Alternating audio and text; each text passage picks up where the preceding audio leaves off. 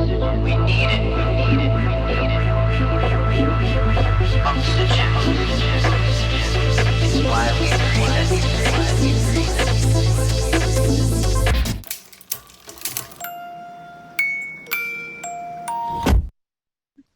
Hey everyone, welcome back to Small Business Stories. And in the house today, we have got George Otel, the financing guy and founder of US Business Funding. And so you're thinking, this is probably a good time to listen in because who can't benefit from more tips on what to do with money, right? So, George, welcome to the show. Hey, Laurelyn, thanks for having me. I always appreciate hosting, being a guest on a podcast regarding the business. Business is not only my business, it's part of my life. And I'm a student of learning business and finance. So thanks for having me.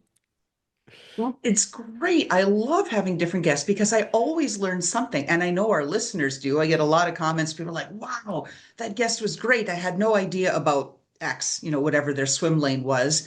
And I do think in this era of AI advancing and just the complexities of the world, we need to be lifelong learners. What do you think? Yeah, of course. It's being able to being able to adapt. It's a process of our system as humans. Basically, thousands of years we are able to adapt, and the ones that are able to adapt faster and more efficient are the ones that gonna get more benefits. So it's an open market, call it jungle or whatever. So it's part of our our couple hours a week. Put it towards the adaptation. What are you learning? What are you see? Everything is changing now, but we're able to adapt. So it's great. I think it's really important. Bill Gates calls it the era of free intelligence. And it is. Like, I mean, I love looking at people's bookshelves. That's why I never show mine because I don't want people peeking in. But I see mindset. You've got Tony Robbins right behind your head there, and you've Yeah, got, yeah. right? And, all of these different books, Playing to Win. And it's all about taking that time, as you said, every week, maybe read a book. I try to read one per week. I know a lot of people, everybody complains, oh, I'm so busy, but try to read one per month or read a couple of articles in a week just to take in new information. So, since you're a book guy, I'm going to ask you what book are you currently reading, or which one do you just have to tell everybody, hey, you've got to read this one? What's your recommendation? Psychology of Money. This one, Psychology of Money. This is a must. This is like the Bible of money. So it's because it's we have so many things that not it's basically 20, 30 years old ideas that works differently, but reading the book you'll see things through a different perspective, and it's kind of opens the like aha moment. So it's right now I'm reading a book. I forgot the name, Buy Back Your Time or something. So I'm looking to delegate more process in my business. So it helps me because it's a good problem to have. I got a lot of clients, and I'm trying to make sure the service we provide is efficient, and I focus more on strategic planning than just working in the business, which is good. It took me a couple of years to get to this point. Now you're moving to the next. So I read over 150 books on personal development and business, but now I read only the area that I'm looking to improve. So I take my journal like 6 months, 12 months. So in 6 months, I know what book I'm gonna read, or like kind of like the idea, like systems or marketing. And I had 2 years of marketing, so I'm good now. So you do 2 years of marketing, you'll get more leads than you can handle. So Excellent. So that's really planful. Wow. I'm much more, I guess I'm proactive in a lot of things, but I'm very reactive when it comes to books. I always ask my guests, oh, what are you reading? What do you recommend? And then I add it to my list. Eventually, I do get to it, but I have a very long list because a lot of people recommend a lot of books. But I've never heard anyone answer the question by saying, yes, I am methodical about it and I have proactively planned the areas that I need to learn in 6 month or whatever increments. That's fascinating, George. yes, yes, because uh, Basically everything is in structure. Any business goes through the same process. You got to get the clients. I mean, you have a product or service, then how you advertise yourself. I did copy to basically explain what value we bring to the marketplace, and at the same time, I was building the system. So right now, I just need to delegate whatever I do. So the idea is like if I find someone that is gonna do 80% of what I do, will be great. So nobody's gonna do 100% because No. I'm the business owner, and nobody's gonna care. But if they do it 80%, it's perfect. So there's no perfection needed. Like I mean, 80% move to the next, and that's eventually they're gonna do whatever I do, and then I focus on strategic thinking. So. Well, you brought up a lot of concepts there. I'm going to unpack them one by one, kind of in reverse order. Hopefully, I remember them all. So, first, kind of the 80/20 rule. I agree. Even with AI and everything else, it's never going to replace 100% of how we think. Or if we bring a team on, they can't think and do the business the way that we do. So, I also think it's a rule that has to be applied where too many people emphasize getting to 99.99999% perfection before they launch or before they do anything. And I think if more small business owners thought about, yeah, if I could get it to the 80% and then go, I'd be better off. What do you think? What's your philosophy on that? Yeah, so for me, it's like I like to take a short time to kind of plan, at the same time to test. Testing is like giving you data, like any marketing or whatever you do, testing. Like let's say you have a script calling the clients, or when somebody calls you, say 5 questions. And so for me, I have 10 minutes for each client. When I have after over 10 minutes, I try to kind of close the conversation, or because it's I can't talk 30 minutes with everyone. So the idea is like to have time dedicated, but that took me a couple of years of going back and forth. So with any business, it's a structure. It's a structure. So you go down, let's say the sale, the marketing, there is a structure.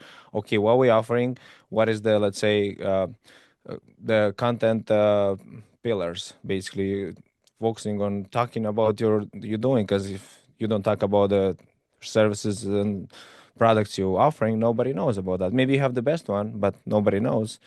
And then the same thing with processing. So yeah, I used to be in this. I had a couple businesses myself, and I was trying to do everything. Now I'm trying to do as less as possible and to be more efficient, but at the same time to keep the quality, So it's Yeah. That's a key thing. A lot of my clients talk about that same sort of problem that just everybody's overwhelmed. You're trying to do everything. But you brought up another concept I wanted to come back to, and you said, oh, it's taken me a few years. I think we've been fed this load of nonsense that overnight success. I just yeah. launched my business and like, woohoo, I couldn't keep up with the leads, right? I mean, what do you say to that? Oh yeah. So I was nominated as the top commercial real estate influencer on LinkedIn like a couple days ago. I'm in the top 100. So last year I was not, but I took me 5 years of work, of experience, and 2 years of learning the copywriting so I can post. I do posting content and I engage in people. So it takes years. So for me it's like I'm over 30 now. So by 30, I was trying to get everything like if it takes 6 months, I want it in 3 months. I don't want to wait 6 months. Now, if it takes 1 year, I'm okay to go a year and a half. But like I want to give quality, and like it's a peace of mind, and things gonna happen. Because I tell everyone, make sure you give yourself a chance to succeed. It's like don't force yourself, because you're not gonna succeed. I mean, it takes 9 months for the baby to develop. Why are you expecting like to be in 6 months? No, it's a process. So it's the same thing with the business, with anything. So if you take time, eventually the most patient people, they're gonna win. I mean, let's say with the even with the stock market, with the real estate building, with anything, whatever you do, it's a process. It's like, so it's just a process. Everything is a process. You just gotta give it time and put the work, because it's gonna happen. I mean, 30 minutes a day for 1 year, you're gonna do something better.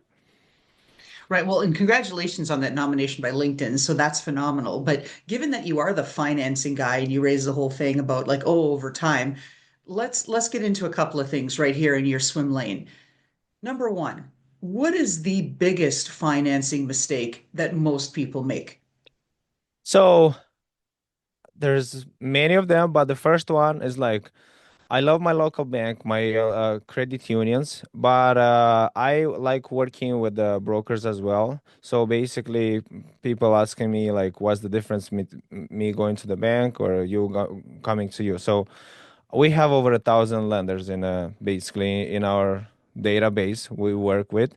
So you go to the bank, you have only one option, either yes or no. And if they say no, you freak out and say why? Because I have money, Mhm. I give you deposits and everything. But banks are risk reverse, and we right now are in uncertain times. And there's private lenders that they're willing to risk a little bit more, so they give you different options. It's more creative options. So the idea is like, I know who is lending right now, what works, what doesn't work. There's over 7,000 banks, and I know who is doing what and whatever you need. Because you love your local bank, you love the banker, but they may not be able to do it. Where if they do it, they may not be the best of doing what you planning to accomplish. So just ask for options, look for options. And the one mistake is like just go and look for options, because like you need to have a couple options. That's the data. So what data do you have? Okay, three said no, one said yes. Okay, based on this, at least, okay, three said no, but at least they gave you some guidance. Hey, you can do this, that. Come back in 3 months, I get you the money or something. So that's kind of the idea. And they come too late. Business owners, they came too late. I told them, Hmm. make sure you look for funding when you don't need it. Because when you need it, it's either too expensive or you don't have enough time to get it, or it's you too late because of your situation. But eventually, as the business grows, your job as a CEO, as the owner, it goes more time to the financing side. How to get the cheaper money, access to the money, lines of credit. For example, lines of credit, I tell them you rather get it because you don't pay any interest if you have it, but you rather have it and not use it than need it and not have it. So Right. Indeed, right? I mean, that's just it's so smart, but people don't do it. And now you've had tremendous success in real estate and finance on everything from small deals to tens of millions of dollars of deals. yes. So help make it relatable for our businesses who are on the smaller side, who are starting out, because that's where a lot of our listeners are. Talk to them about what are the things they need to think about if they need financing, how they should approach it. You said get options, but give them a little more structure about what they should do. Yeah. So probably this is gonna be the most important lessons I supposed to respond to your first question. So the biggest misconcept is out there. So all the business owner that they are paying rent for the property they're using, if they're paying rent, 5,000, 6,000, whatever for the business property, basically they pay for the mortgage and for the landlord vacation or retirement. So that's the idea. So there's those loans, the SBA loans done by government, that you can buy any property that you occupy at least 51% with at least 10% down payment. I have options with 100%. So here's one of the latest deal we done. The client was paying $10,000 every month for rent. We got them qualified for 10% down. They had the money. Good thing they had the money, and now the mortgage is 9,000, so he's paying less and he owns the building. I mean, Big it's win. yeah, and you don't know until you go and check, and it doesn't cost you anything to check. Just a call with us, so in 10-15 minutes I have a better understanding of the business, and with no information, no asking for information, I present them, hey, you can do this, you can do that. And I mean, a lot of times clients like, wow, I never thought. And that's how it works, because it's I've been doing this for long enough to to know. And I'm part of the American Association of Commercial Finance Brokers, so basically I'm up to date of what's going on. If I have a deal that I have questions, I can basically ask the bank. So the bank's calling me saying, hey, I can do this, so I can offer you this. So it's right now. I mean, you go into your local bank, you have one option. You coming to me, I I do like text saying, "Hey, I have this deal. What you guys can do?" And the banks calling me, the banks that doing this every week, every month, and they say, "Hey, I've done this. I can do this." So that's the strategy. Because I mean, for me, for you, I'm like your asset. I have clients that any whatever's coming on the market, I send them that, and a lot of time they feel like this is like an advantage because like you have access to what's going on in the market. So why not? You want to have like the best accountant, you're gonna have the best finance guy, and look, you've been paying 5, 7, 10 years this rent. I mean, if you call me earlier, you could own the building for 5 years already. That has like a million or two already built up for you, at least in payments and appreciation. Right. And I think you raise another thing. So you've talked a couple of times about ensuring that you deliver quality to your clients. And I want to dig into that because you said, oh, sometimes I just send my clients like, oh, hey, I heard about this or that or whatever. I do that too. Like, hey, I saw this article, even though my client hasn't paid me in a year, 2 years, whatever, but hey, I immediately thought of them. Like, this is something. And then they come back and go, wow, you're still thinking about me. You're adding that extra value, right? That little bit of quality that simply an AI tool or Yep, somebody that's just focused on the money and transactions can't yep, provide. yep. Talk to us about some of the other strategies that you do. Does it often lead to clients coming back for you Yeah, and I or coming to you? many clients. I have clients. They started buying a couple pieces of equipment, like couple trucks, trailers. 2018, 2020. Now we got $3, $4 million deals over like last year because of the relationship. And I tell them, look, I mean, have you checked the market? So he's like, oh yeah, I checked, and your offer is the best. Because look, I mean, and it was a confirmation for them that I'm still doing much better because I participate in those banking meetings. We're doing a lot of calls on even on Sunday. We have weekly calls. What's going on in the market? What's going on in commercial real estate with multiple banks, hedge funds, and I talk with clients and I tell them, hey, we're expecting this. For example, right now the banks, they're not freaking out, they're not stressed, they well positioned. And if that the bank's not freaking out, why do I need to freak out? I mean, but when you're a business owner and you see all this news on headlines on the TV, it's shocking. So I tell people, try to don't watch TV and read more. Study financial markets or study whatever you feel a fear. Study that, and the more you study, the more you, because like first impulse of fear is when we don't understand, because our brain is like kind of like saving us from unknown, from scarcity.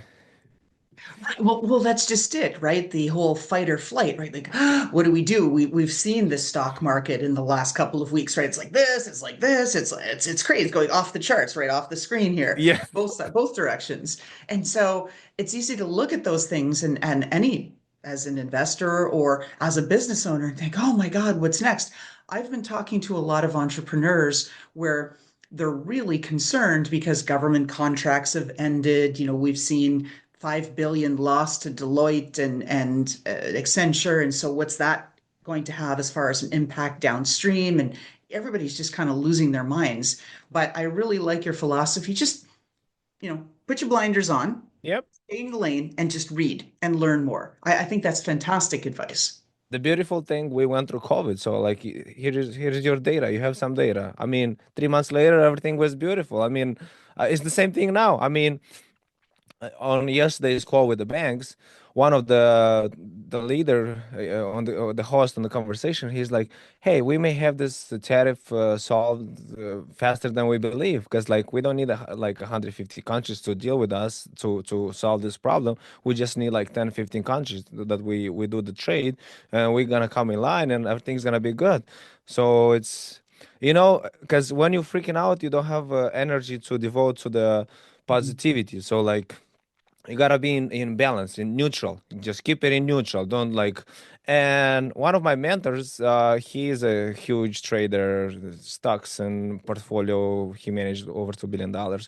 So he's like, don't trust anything right now. He's like, don't trust anything, question everything. That's how it is, cause like, so it's it's like, don't give yourself time. Don't make like any impulsive decisions, because like you just take anytime I have like to make a finance decision, I give myself 24 hours, 36 hours, and I ask myself, did I took enough time to make sure I took the like a rational decision? If not, then take another day. So at the end of the day, I'm glad that I'm in United States and business is gonna be much better. And yeah, it's a little bit hot, but it's uh it's survivable. I mean, a lot of clients, not a lot, but a big percentage, they positive because they manufacturing everything here. So it's good and bad. So Well, there's good and bad with everything, right? And so it's great instead that you have leads, but like you're saying, okay, if you don't have automation built in, how do you keep up with them? But then you're concerned about quality. And so you're constantly doing this as a business owner, right? Trade off this to get this, but then, oh, that's too far. It's constant. yes, it's constant. So I basically, if the whatever whenever you're moving, the things not falling apart, you're not moving fast enough. Because yeah, some things is gonna mix is gonna change, but if 80% of the things that are happening are going on, yeah, you're gonna miss some calls or emails or stuff. But overall, the idea is to stay focused, keep track, and readjust. I took weekends to study, to reanalyze, and to replan things that okay, from this week, what was going good, right? Double down on that. What was bad, take it off. Try to check it off. So that's look. If you do that every 2 weeks, in 3 6 months your business is gonna be much better, because like you stop doing the things that don't work, that loses your money or it's taking your energy. So No, I get it. And so I'm going to actually ask you for advice, George. So you said that you've got this 10-minute appointment where you've got prospective folks coming in to learn about real estate and financing and other deals that you do within US business funding, right? Within your organization. I try to do that. I have a 15-minute window where I talk to small business owners who are overwhelmed. Many are in tears. They don't know what to do. They're not sure they can afford automation. They're afraid what the client experience is going to be, or they need grants. Oh, Laurelyn, please write us grants. But I can never keep it to 15 minutes. So 15 becomes 30. And then if I don't have another call at the 30, I'm trying to help them. And then we're into 45 minutes. And then I've given them all my advice. And most of them don't come back. Like they're like, great, you've told me everything I need to know. Thanks. I'm off to the races. And then I've given that 45 minutes, which I want to help other businesses, but I'm not getting the payback. How do I keep it tight so to the 15 idea is minutes? like, first, if they came to you for advice, most likely they're not gonna do it the way you do it, number one, and For sure. they may That's go why and the waste clients more that do time. come, Yes, and they're then very happy.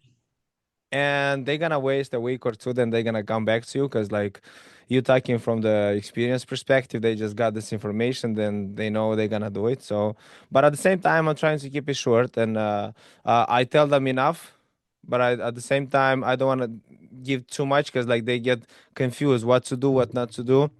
So I present them what's available, what they need to do, and give them some window opportunity. Hey, if you want to do, we do it. If no, then all the best, and call me when you need me. So that's kind of the idea. Keep it short and sweet, and yes or no. Because look, I mean, I can take so many days, but like my energy level gotta stay high, because Right. it's I gotta create, and I have calls with banks every day. I have a podcast every other day, and business to run, family stuff, and and even though if I don't get any clients for a day or two or a week, there's so many things gonna go wrong with the existing clients, that they need funds or refinance or buy a new building, or buy a new business. So It's like, okay, I give you enough information for you to think to take action. Whenever you take action, we're moving next. So when you get started, then your client, then whatever it needs to be done is gonna be done. So it's at that point, it's like a trial. I give 10 minutes trial. You give it 45. So Well, 45 is too much though, Lisa. I'm looking for tips like to condense it because I'm such a bleeding heart. I want to help the poor business owner. She's in tears. And I'm like, oh, I don't want to be unfriendly. I don't want to be focused on the finances of it. But at the same time, every day I'm getting a couple of these calls. And then by the end of the week, I've spent a lot of time helping people who are desperate. And I feel good that I'm helping them. But at the same time, I'm not getting, the sales and the conversion on 100% of them. Of course, I do get some, but not 100%. So I'm thinking, oh, I've got to be better about it and tighter with the time and still give, but yeah, also yeah, draw the line a little tighter. you give you give ideas, you give like the concept how it's gonna work, and give them a chance to understand it, because I tell them, look, I'm willing to help you with two condition. If you want me to help you and you're serious about it, because like I give you enough information that basically what's going on in the market, whatever you need to know, you may know it, you may not. Now I have the options to help you, so you decide, you do it with me or you do it with someone else, or you have the chance, and that's it. Because like I'm trying to be nice, but at the same time I'm trying to make people aware that I have so many things to do in a day and my time is limited. So that's why it's respectful. I give them value every time, and I don't charge them anything to just get like analysis of what's available in the market.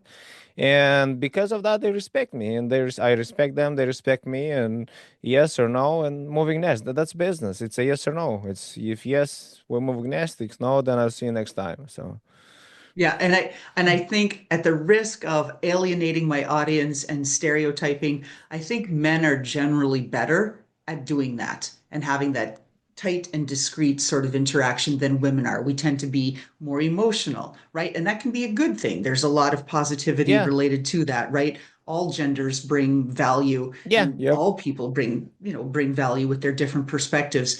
But I've always learned that men hire very slowly and fire fast. Women hire very fast and fire slowly, right? It's the complete inverse. And it relates even to this business thing. But I don't want to take us off on a tangent there. So, hey, listeners, I'm a STEMinist. I'm all there, but at the same time, right? We got to like recognize what we each can do and where we can do better. And that's an opportunity for continuous improvement for me. So, okay, as we're nearing the end of our podcast here, George, what advice would you like to offer people and say, hey, given this market, the volatility, the craziness, everything going on, what do you want to tell business owners? Just don't watch too much news. Yeah, you gotta follow things. Focus on your business, and look what's always look for those people, consultants, or like whatever, who is actually doing the thing, and who gets you the idea. Because like, look, I mean, my job is to 30% of my job to study, to analyze, to speak with the decision makers, and I just send it to my clients. I mean, you can follow me on LinkedIn. I post a lot of content, like real content, value, experience, and a lot of people, like one of the ladies today, she's a commercial broker, and she's like, hey George, I'm gonna save your post and send it to my clients because like so much value. I said, you don't need to be a millionaire, like a big corporation, to buy your building and how to do it right, because I help restaurant owners, trucking companies, manufacturing, construction, to buy those buildings and to do the equipment and to get access to that. So for any situation there is a solution, so many solution. You just look, hey, what type of market we are in, what the tools we have available, or who has the tools, who do I know that may have the tools, and things gonna happen. Things Very gonna good. happen, and just stay positive. Things gonna happen. Keep the good energy, and things gonna happen. I agree. Surround yourself, right, with people that are uplifting you and have that higher level vibrational energy where we're like, yes, we can make a difference. Yes, we can get through this and get through it together. I totally agree. I've been distancing myself from negative and toxic Yep, yep. people, and oh my goodness, it's making such a I difference. like it. You have this perspective. You taking off because I fire bad negative people because like look, I mean, you don't bring energy. Like I mean, I'm a You drag positive, me down. energetic person. Yeah, so I love you, but I block you.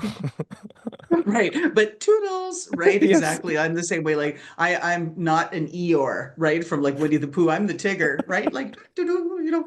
Anyway, getting off topic there. So how can people find you, George? LinkedIn, is that the best place? Yeah, LinkedIn, George Otel or usbizfunding.net. It's my website. Find me on LinkedIn. Any questions, I'll be happy to assist you. Any ideas or whatever you want to do. It's a great time to be alive. AI, it's basically gonna help us. I call it like uh the revolution. It's like we evolved from the horse to the car, so now we're gonna evolve from like 20 tasks to do one task and do the prompts, and it's gonna be much easier and much better for us. And we're gonna have more time for to do whatever we want with who we want, whenever we want. That's so key. So I've got our signature question here to close the podcast. So if I looked into your closet, and we're going to describe it to the people who are not viewing us on YouTube Midlife Success, but they're listening to us on Small Business Stories on their podcast streaming channel of choice. If we're peeking into your closet, you've probably got a lot of footwear there on the floor, on some shelves. What pair of sneakers, boots, whatever it is, are we looking at that screams, this is George Otel, this is my personality? What are we looking at? The what I'm wearing, The the whole shoes. the shoes right now. No, no. What Okay. kind of stuff? So a lot of people have different shoes. They've So got things and they say, this hiking boots, it's so me because it's rugged, it's broken, it's, whatever they I describe. like What the pair of footwear is whatever you? it's easy for walking. So for my suits, like meeting suits, I even take those like soft shoes. Like if you look enough, you're gonna find whatever you feel. So I have so many. I mean, way too many. So, but the idea is to be comfortable, because like to be comfortable, looking good and comfortable for your toes. Because sometimes I go to those conferences and like you gotta walk like 20,000 steps, and Easy. I had Yeah. like 20 miles in one day at the conference. Imagine that. Like, no, 20 kilometers, 20 kilometers, like going back and forth, not 20 miles, but 20 kilometers. So That's still a lot. Having yes. walked in places like I've done the New York City Javits Center and Las Vegas, a convention center, and same thing. You look and you're like, oh, Yeah. 26,000 steps. Like, oh my God. It's crazy. Then your feet hurt. I've done it in heels though, which is never a good thing. Oh yeah. With that, we're going to close our podcast. So thank you, George Otel, founder of US Business Funding. We really appreciate you being on the show today and giving our listeners some tips about the importance of positivity, the importance of taking your time back, and really just focusing on what you need to learn so that you can do better about it and not fear. Thank you, George. Stay positive and see you next time. And how about that fantastic intro by Touch Circle?